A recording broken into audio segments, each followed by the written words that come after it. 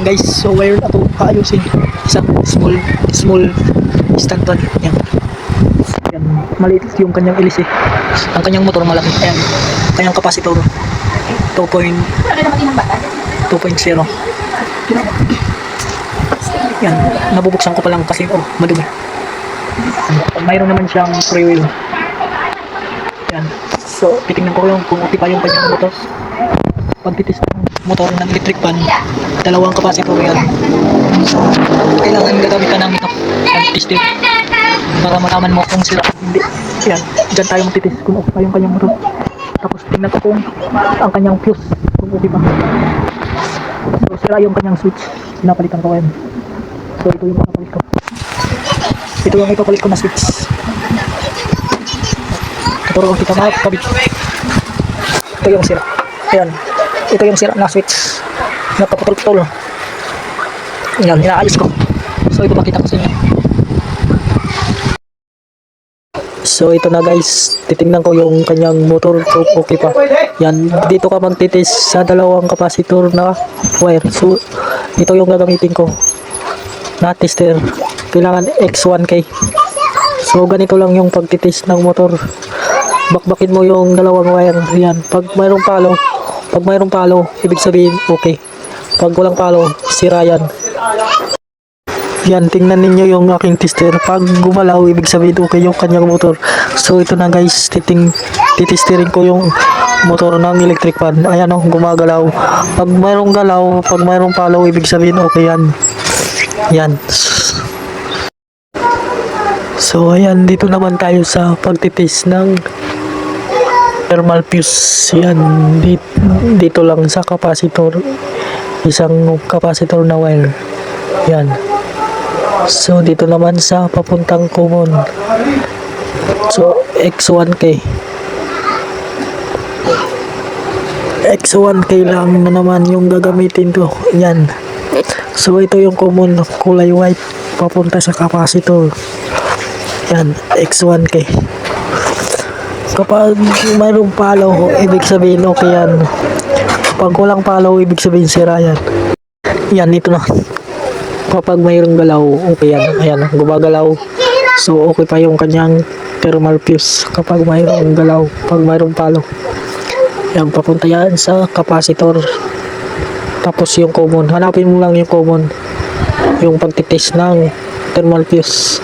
So, ayan guys.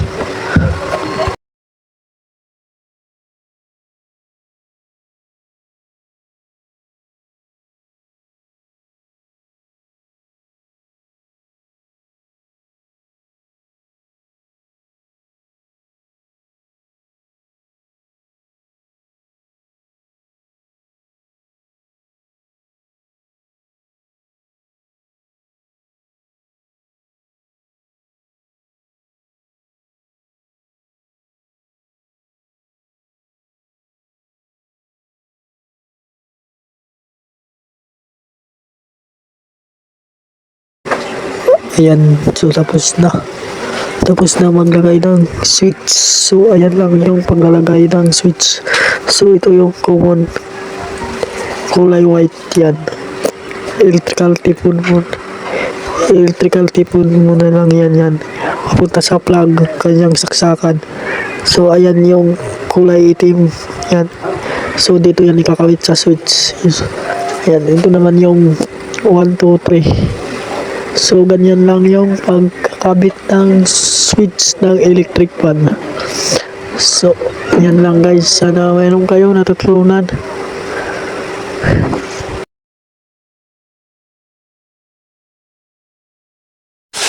Yan guys. So, ito na.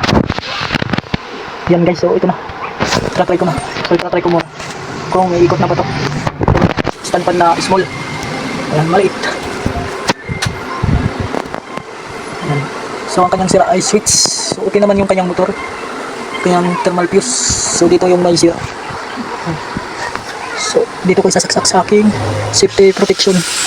Ayan, pag umilaw ng maliwanag, ibig sabihin sorted. Pag hindi malakas umilaw, so okay yan. Hindi yan sorted. Yan. So, ito na, the moment of truth. Sasaksak ko na. Yan guys, so ito na.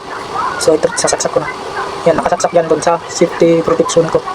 Yan, pag malakas yung ilaw, ibig sabihin duty. Pag hindi, so okay yan. Yan. Naka-number. Yan, naka-number 3 na to. Dito. Yan. Naka-number 3 na yan.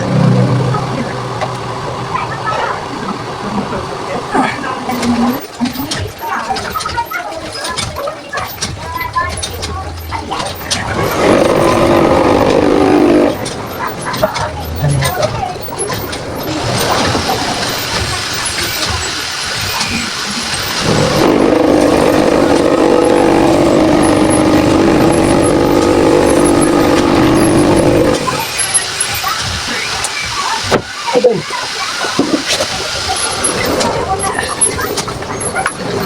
Oh, naman tayo.